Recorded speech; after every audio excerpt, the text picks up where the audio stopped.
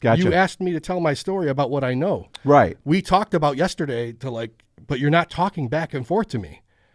You're not like in the moment. You're like even thinking about other things, and you're saying, "Oh, I'm sorry." I'm like, "Stop, dude! Like we're in a podcast together. That's not how you treat somebody. Can you stop treating me like that?"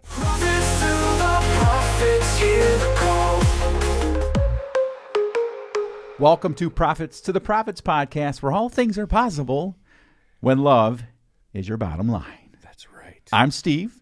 I'm Al. And all are welcome here. Business professionals, entrepreneurs, tradespeople, brokers, botanists, and ballerinas. Doesn't matter. Just give us 20 minutes, and we think you're going to get something out of it. At the very least, you're going to see one of us get blasted by a dodgeball. And we got a professional dodgeball player today throwing. So, 90-mile-an-hour dodgeball. One of us is going to leave here with a black eye. Looking forward to that. Anyway, how's it going, Al? I'm doing pretty good. I'm enjoying life. I mean, it's fall, my favorite season. It is. It's a good season. It's beautiful. I mean, cold is my favorite. I like it cold. I don't like it too cold. I don't like it rainy like it is today. But overall, yeah, fall is the best season. It is. Yeah. So with that, let's get going here. And we like to start every podcast, of course, with a little small talk, which is what we're going to do right now. Okay. Well, thanks for introducing the small talk. Yeah, got to introduce it. But if you don't want small talk, you want to just get to the discussion that we're going to have today about starting a business in 30 days. Just fast forward to the 5-minute mark. But before we go there now, I'd like to actually share an interesting fact with you, which is just blows my mind. Oh, yeah. Okay. The number pi. You're a math guy. You know what pi is. 3.14. Right? 3.14 what? 56. 159. 159238447. No. I have not memorized pi, so no. 3.14159265358979323846626. She kept contact with our eyes, not looking anywhere else. Wow. To try to prove that she wasn't reading that. That's impressive. So that was 20 digits? Well, that is impressive, Sophia. No doubt about it. But not quite as impressive as the person that holds the world record for the amount of digits of pi memorized. Ooh. Would you guys like to take a guess at how many this particular person memorized to set the world record for digits memorized in pi? So let's see who gets it closer. Sophia, would you like to go first, since you seem to have a better grasp of it? 1,500. 1,500? I was going to say 150. But that 1,500, I'm going to do 1,501. 1,501? Al, you're closer. Really? Yeah. Not as close to the actual number, but you're closer than Sophia. Is it 3,000? Oh, boy. Is it 3,000? Now, I got this off the internet, so... Everything on the internet is true. Right? It's 3,000, isn't it? The record holder for the number of digits memorized in pi and recited is by someone named Suresh Kumar Sharma, and he memorized 70,030 digits. Took him 17 hours and 14 minutes to do it. What? I knew it was going to be something like ridiculously high. I That's did not impossible. expect 70,000. 70,000. The most That's digits fake news. recited in 1 minute is 2,733. I'm kidding. 426. Is still crazy. Is 426. this perhaps held by Eminem? Right? Right. So August 3rd, 2025, this person recited 426 digits of pi in 1 minute. And then, I'm killing these names, but Akira Haraguchi. There's more? It set an unofficial record by reciting 100,000 digits of pi in 2006. Story that I shared is important. Okay. Because we're talking about it, and it's kind of leading to our discussion, which is about preparing and kind of having a heart for something and doing something, which kind of loosely brings us to the topic of the day. And the topic of the day is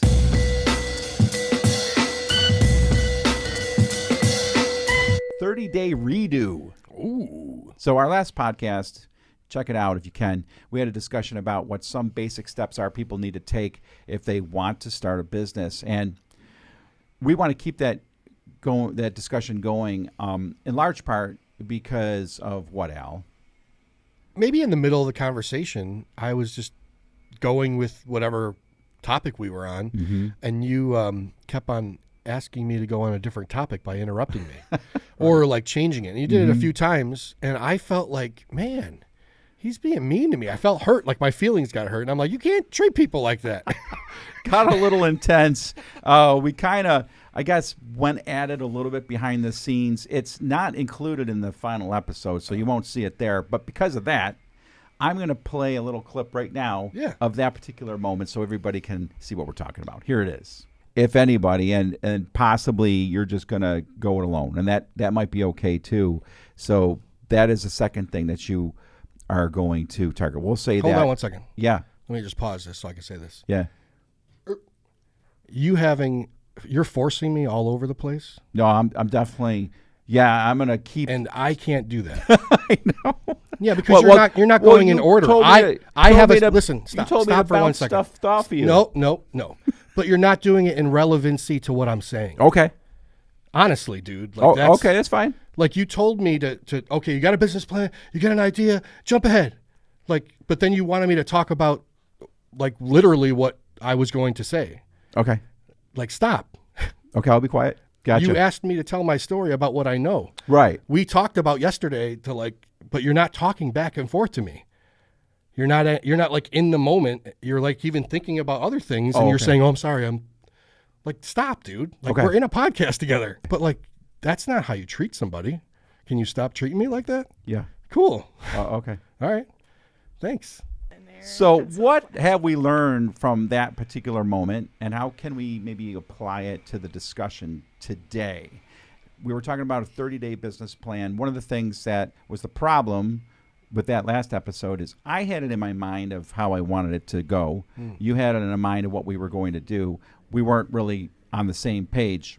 Yeah. And so I would say, to an extent, that helps us with our discussion today. It's 30-day business plan. It's not starting a business in 30 days, but it's like being prepared and knowing what you're getting into, so you're not fooling others or fooling yourself into thinking you've got something when you don't. And so let's start it over. We'll redo it. Yeah. A little hug. I'm sorry that I interrupted you so much last episode. Wow, that was very awkward. But I love hugs. Oh yeah, that was good. Okay. So let's do it again. And one of the first things we were talking about when we're kind of even before we decide we're going to start a business is to have the desire. We know we're going to do it. That leads us to the foundation of the venture. So from your experience, tell us about that. I mean, you have to prepare your heart. Right. I mean, the concepts that are involved, the practical sense of owning a business and all of the expectations and the outcomes and all those things that you hope to have, you got to check your heart on that. Like what are the reasons why somebody start the business? The outcome of what you get. Freedom. You think you have freedom. You know, make your own decisions. You're not answering to a boss. I mean, you think that's there. Financial freedom. Right? Not just time freedom, but like and responsibility for you. Think there's something a little bit attractive to the idea that I could make as much money as sky's the limit, and I get to take it all home. Right? There's all these kind of like, it could be status. Why? I'm the leader and I'm the boss, right? There's all these things that really are attractive in being an entrepreneur. And that's, again, most people go into this with all that pie in the sky hope and expectation. Just like I expected something last week, you expected something last week, and they didn't even match. Right. But I love how you're tying this in. That literally is what happens if you don't prepare in the first part of even endeavoring into entrepreneurship or business development. Starting a business is not everything it's cut out to be. Yeah. So, what are some of the things once you once you start to prepare your heart and seek God, what are things happen after that? Well, like honestly, asking the Lord, like you said, to place onto your heart the ways He would want you to go. So I would suggest when it comes to the list of things that I was saying are attractive, the reasons you want to get into that, I honestly would check all those things against God's word. You know, a lot of times you're led into something by your own desires. Oh yeah, like and almost all the time, right? To really feed your pride a lot of times, or the value you set on yourself. Right.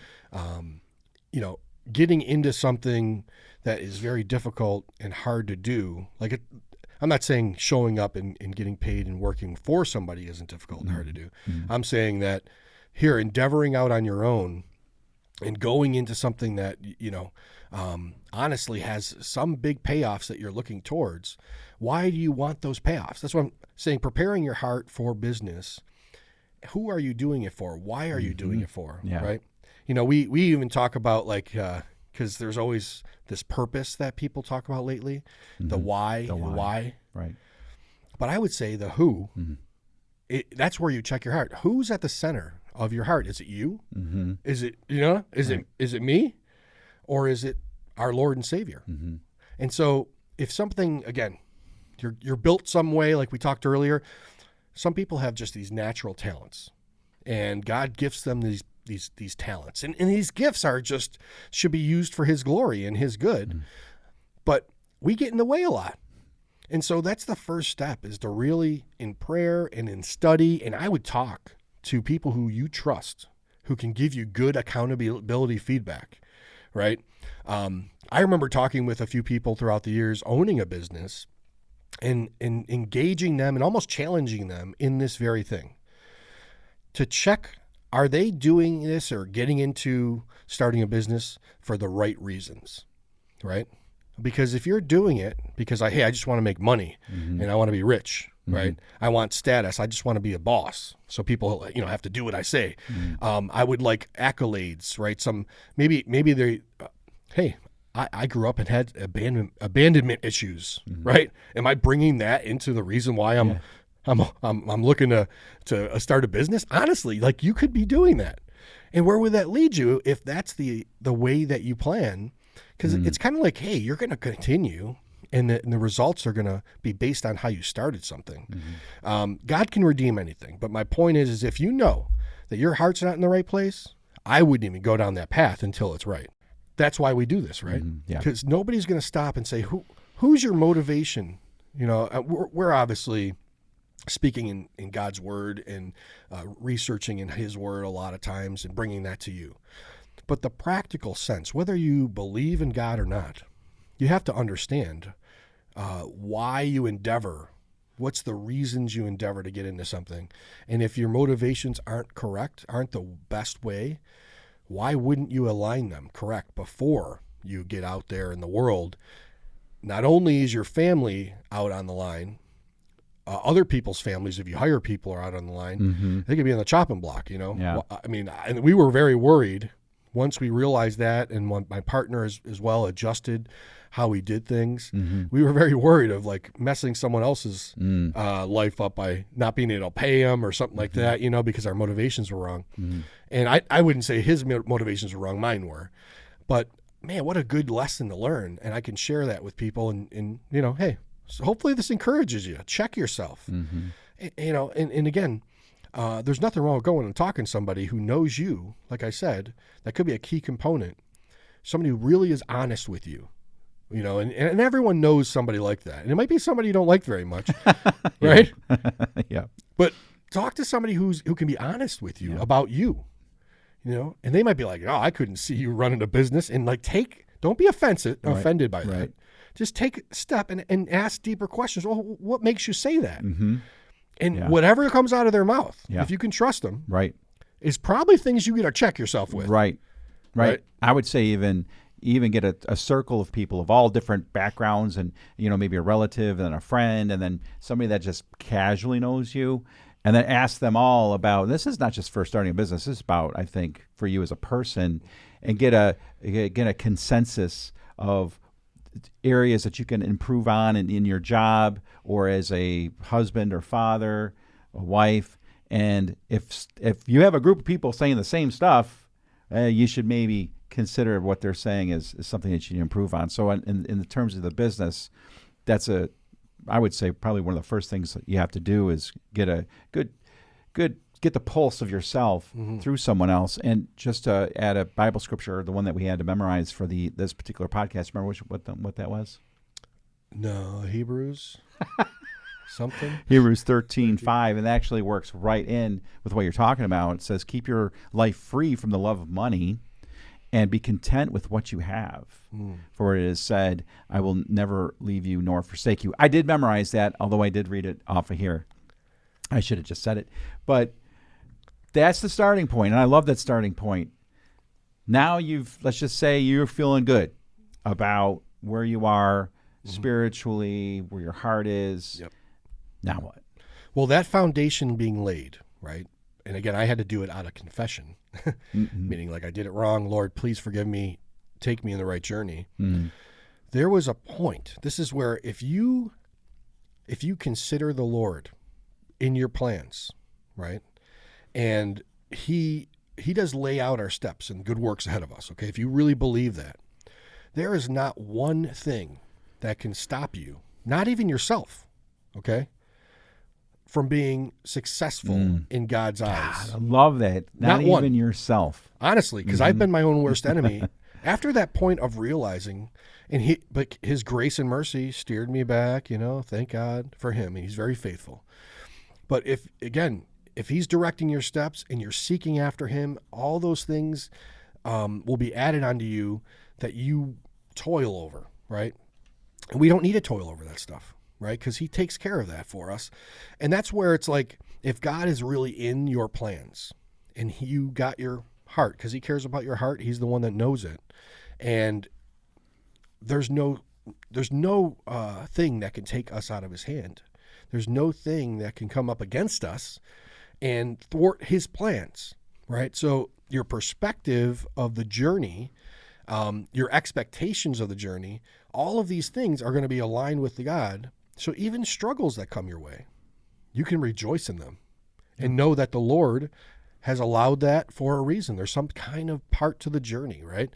And so after that point of giving it up, I mean, honestly, I can look back and I freed myself. It was almost like I took this baggage off of myself, got rid of the expectations that I set, the plans that I set, and took on his yoke.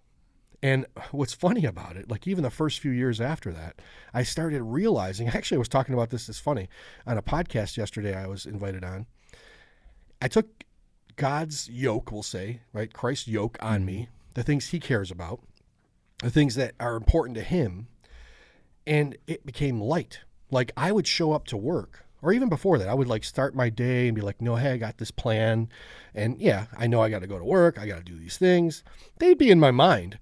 But if God's plan, right, were to take me on a right instead of a left, that my plan was going left and today I guess I'm going right, I wouldn't fight against that.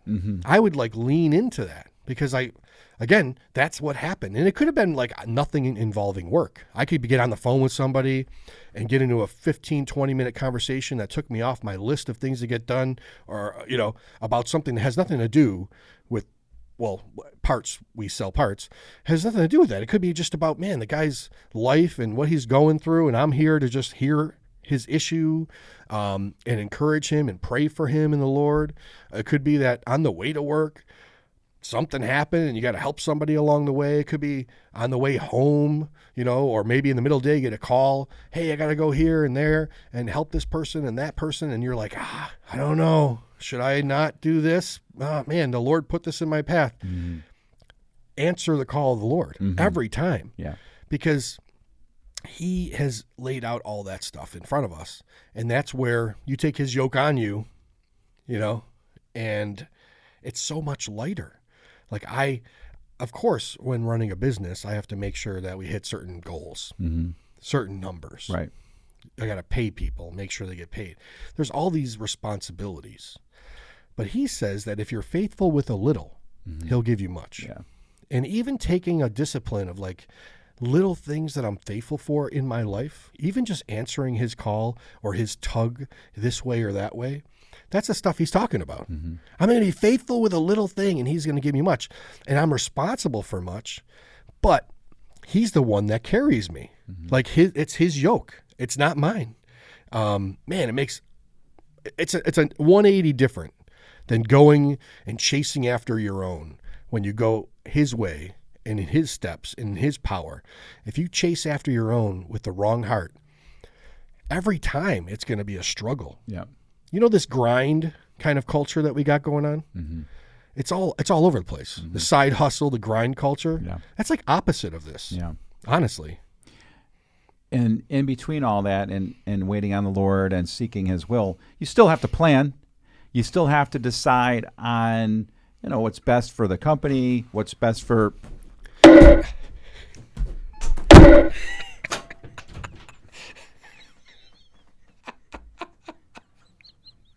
Did you see?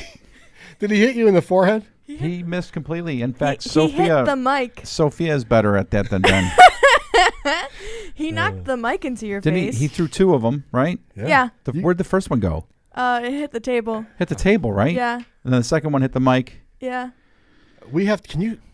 We gotta find. We need to hire for professional dodgeball thrower. I know. If you or a friend are a professional dodgeball thrower, please contact us at p2p@conequip.com. Let me put up the ad for the position right now.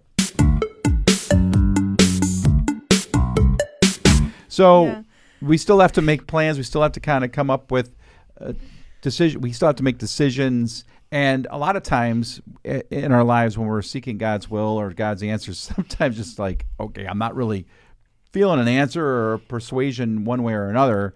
And so when it comes to starting a business, okay, you got those decisions to be made. What are those in the early stages? Yeah. Well, you have to consider how you're going to provide for your family. Yeah. In the early stages, you have to make sure the right income is there, or maybe the amount of money that you have saved up is there. You want to avoid debt completely because that is just another burden. That's a yoke that you're going to put on yourself. So if you're going to go ahead and endeavor into something, we talked about this concept of making sure things are marketable, right? Making sure that you can test out whether something is sellable or not, if the service is wanted or needed, if there's a market for it. That's all things that you have to do, right? It's smart and wise to do those things. And that doesn't overshadow, that's not overshadowing the fact that God's in it and the plan is in it.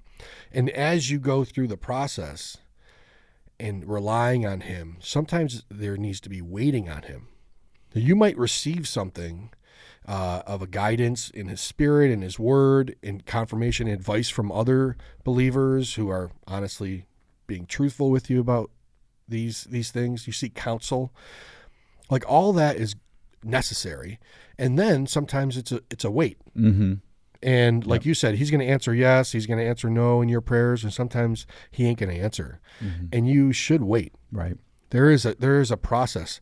What I found every time that happens, if I don't have a direction that's concrete and I wait, with sometimes within days, weeks, months, it could be years though, I do get an answer, and waiting for that answer was better than if I acted right on that impulse. Yeah. It just was always better.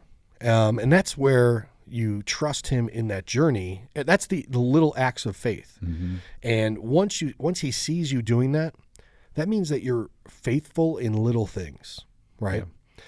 Yeah. And without faith, God's not pleased. It's impossible to please him, right? And so these little acts of faith are opportunities for you to show him that you fear him, love him, are waiting on him. And that's that ebb and flow of a relationship, that journey that you get on. That's more important than the market research. Mm-hmm. It's more important than, starting now or waiting later. We've had opportunities in our business throughout the years where we're like, oh, we got to act now before anybody comes to market. Mm-hmm. And okay, well, let's take stock and design and, research what that means. Mm-hmm. Well, we have to overextend ourselves for the timing. Yeah, but all market research says that we got to act now. Yeah. You got to come first to market. Yeah. What happened, Steve? No, we ain't going to act. No. And you might miss out on that particular endeavor. Maybe somebody will beat you to market and you're like, oh, we should have acted. But then something else opens up. Or let's just say, I'm just throwing this out there, let's just say that whatever group acted before you, and then it turns into a big failure because the market actually isn't there. And you're like, oh, so glad we didn't do this because there you go. They beat us to it. And it's fortunate that it did. One practical example that just came up in the top of my head, like you have a business idea, you've done everything, you're ready to launch the business, you're about to launch the website, you're going to go live, whatever it is, you have $10,000 that you're going to invest. And so January 1st is your day to start, and then your car dies. And it's going to be $10,000 in car repairs. So the exact number you have? Yeah. You could say to yourself, well, I'm going to start this business anyway. I'll borrow some money from somebody to start the business. The $10,000 will just have to go to the car. But instead, it's really more likely God saying, not yet. Fix the car. Launch the business in like May, whatever, It's those little things that you kind of look out for. You do not force your hand on things when you know that God. This is basically what you were saying. My point is getting to see this all the time around me of just like, let's go ahead and seek the Lord in things and let's endeavor what His will is. And it doesn't have to be a charity or a mission. It could just be anything in your life because He cares about it all. Well, honestly, I feel like that's a wrap for that discussion. When there's no reason to go on to like more details to this 30-day plan. To take 30 days maybe just to prepare your heart. Yep. Maybe that's the message here, right? As opposed to all the other things. Because we were last podcast talking about picking a name and getting a partner and all that stuff, which is valuable. We'll probably get into that more. I would like to actually continue this. I think that's a good idea. Yeah, let's continue this. There's a lot to talk about. Yeah, there sure is. So a great topic for today. So that was awesome, really awesome. And so that brings us to our next segment. And our next segment is... Something fun. So I'm going to go back to the dude who memorized pi up to 70,000 digits. And the challenge here for you guys is to see if in the next hour you can memorize 400 digits. And then we'll come back here and... No. Deer in the headlights? So I'm going to actually go through a list of amazing feats that were performed by people. And we're going to go back and forth. Sophia, then to you. Oh. And some of them are going to be true, and some of them are going to be false. And you have to guess whether it's true or false.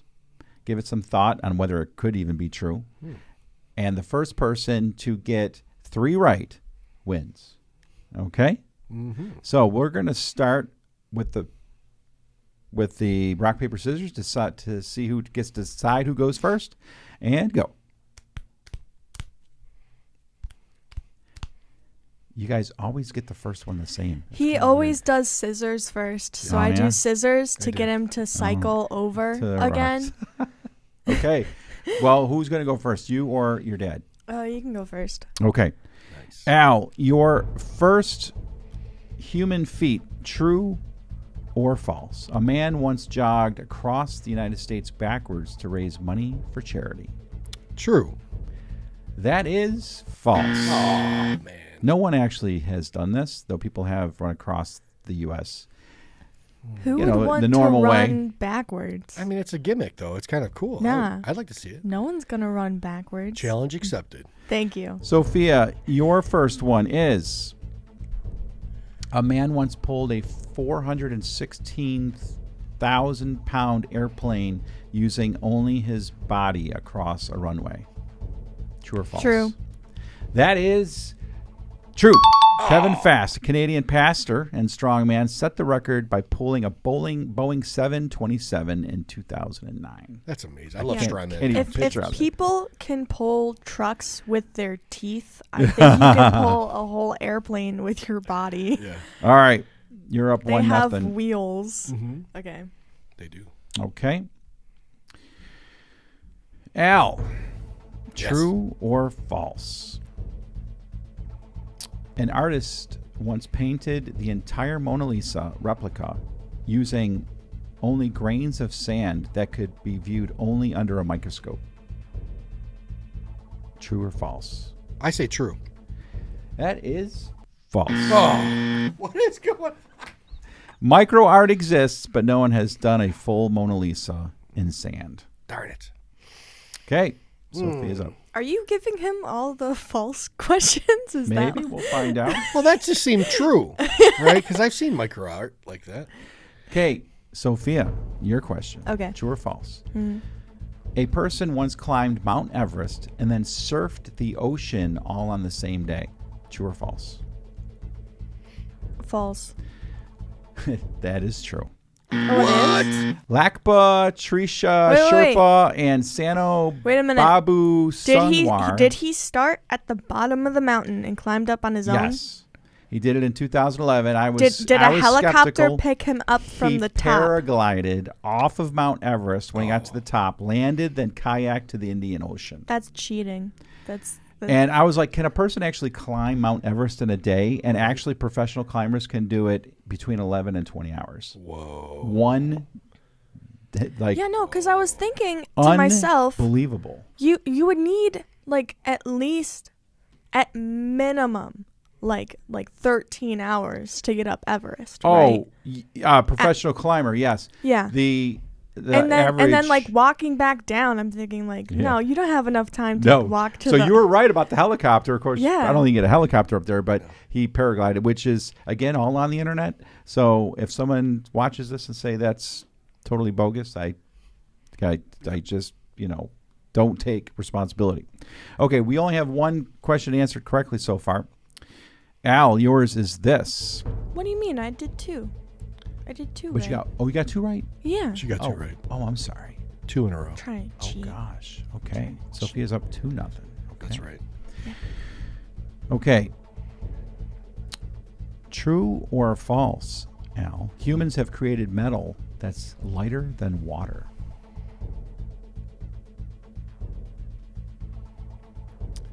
Man, I want to say false, but I think, oh man, because you're talking about like the atoms, molecules lighter than water. Oh man, I bet you it's true. Is it true? It's true. Yes, finally. Scientists have developed metallic microlattice. Hope I'm saying that right. Lattice. Microlattice. It's 99.99% air and can sit on a dandelion without bending it. Isn't that amazing? All right, you got one. Can you snap it with your bare hands though? How strong is Yeah, this it's metal? Pretty strong. Are you sure? Okay. Okay, Sophia, Mhm. you ready? No. You could win this right here, Okay. actually. Okay. Okay, a woman ran 350 miles without sleeping, basically having to stop to sleep. True. 350 miles running without sleeping? Yeah. Pam Reed accomplished this during the 2005 Badwater Ultramarathon training run. Sophia. Yeah, people do this all the time. They do 24-hour. Oh, yeah, all the time. In fact, I marathons. might just do it later today. They- you want to go for a 350-mile run? Challenge accepted. What I really would like to do is like walk across America and raise money. But who's going to even care whether I'm walking across America? I don't understand ever how that works. Like, I'm just going to endeavor. You know what? I tell a couple friends, the local news I don't picks know. it up. Yeah. I mean, how to... Can you imagine all the time, effort, and energy preparing for that? Yeah. Getting to the end of your 1,000-mile walk Yeah. and being like, how much you raise? $73? I know, right? 62 cents? No one ever heard of it. No one knew that this was happening. I've been walking across America for That's 3 crazy. months. Also, I got a cool verse. Okay. You know. Okay, our next verse for next week. I got a cool verse. Okay. 1 Peter 4:10, as each has received a gift, use it to serve one another as good stewards of God's varied grace. Amen. That's Awesome. Awesome. Al, where can people find this silly little podcast? Oh, you can go on YouTube, Facebook, LinkedIn. I think we're going to be coming on Instagram this next month. Yep. Oh, yeah. Twitter? No, not yet. Not Twitter. Not We're Twitter. coming on Twitter, though. Eventually. On We're Twitter? coming on Twitter. Are you sure? Are you I'm sure we're coming on Twitter. We're coming on Twitter. We're coming on Twitter. I don't think you know. We By have the time I they don't see think this, you know what you think we'll you be know. on Twitter. Prophets to the prophets, hear the call. Building up your life so you stand tall. Faith and fire driving every beat. Motivation guided where the holy meets.